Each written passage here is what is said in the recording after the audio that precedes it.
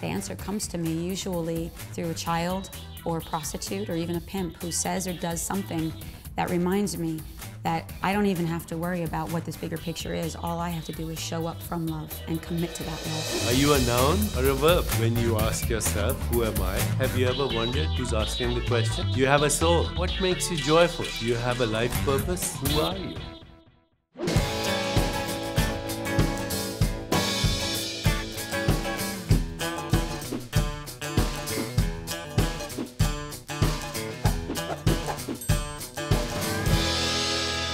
I'm going to be having a conversation today with Seane Corn, who's known in the United States as one of the most eminent yoga teachers. Thank you very much for having me here. We've been asking these questions to all our guests, and we call them the soul profile questions. And here we go. Who are you? On a very practical level, I am a Jersey girl, hardworking, ethical, raised with very strong values and not afraid to take risks. On a spiritual level, I'm terrified every single day, but really open to standing in the presence of those fears so that I can uncover not only who I am, but really who we are to each other. To answer that question, who am I? I have no idea, but I'm open to finding out in the very short amount of time that I'm in this body. What do you want? I want change. I want growth. I want to stay curious. I'd love to step into that other world through that veil, that thing that I can't perceive, I don't have the words for. It's completely ineffable, but I feel it so deeply in my heart. It calls me every single day. I would love a glimpse of that, more so than I've already been given. I want to serve. And I want to be ethical and in integrity in that service. What's your contribution? Being in service is using the platform that I've been given.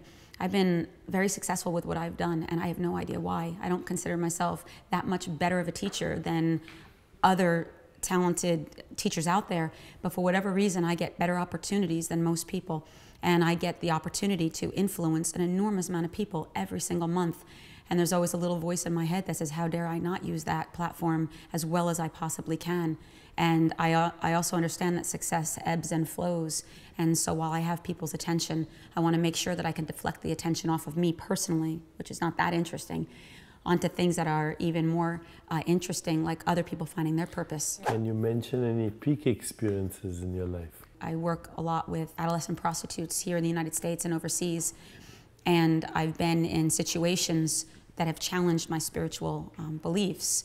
Some of those experiences have been very challenging for me. Like, where do you see God there? Every single time I've been up against spiritual conflict, the answer comes to me usually through a child or a prostitute or even a pimp who says or does something that reminds me that I don't even have to worry about what this bigger picture is. All I have to do is show up from love and commit to that love and just trust this process.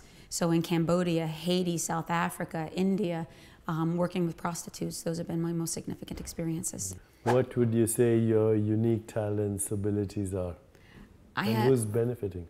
I have an ability to communicate information in a way that seems very accessible to a very broad range of people. My understanding of the mind-body connection and how to organize a yoga class into being not a class, but an experience, one that drops you beyond the body and becomes more of an embodied prayer.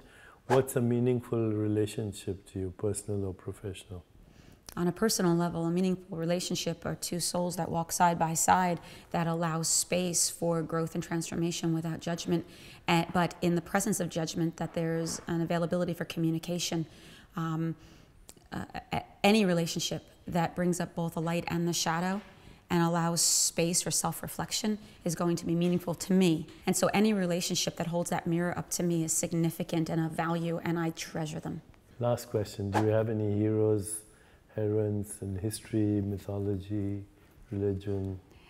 Jesus Christ, which is funny because I'm Jewish, and Jesus Christ has been always someone that was a radical activist, really put himself out there in the name of love without ever suppressing the shadow. What's happened in regards to Jesus Christ, I don't have that same connection to.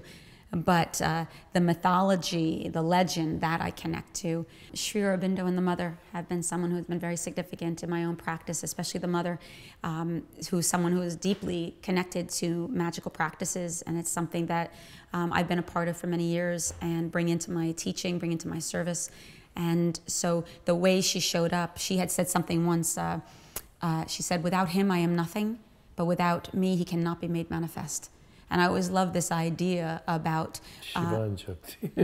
about the Shiva and Shakti, and but how do you find that even within your own self? That's right. And so she's been a real inspiration to me, and I look to her words and to also his activism and his political efforts as guidance over the years, and his poetry.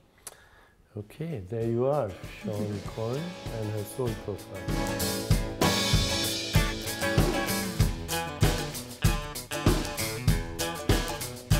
Addiction. No. Relationship. Committed. Intuition. Self-confidence. How do you not buy the hype and begin to make the opportunity that you have about yourself and stay committed to being of service and making it about something bigger? My children and my wife don't take me seriously, so that's good enough.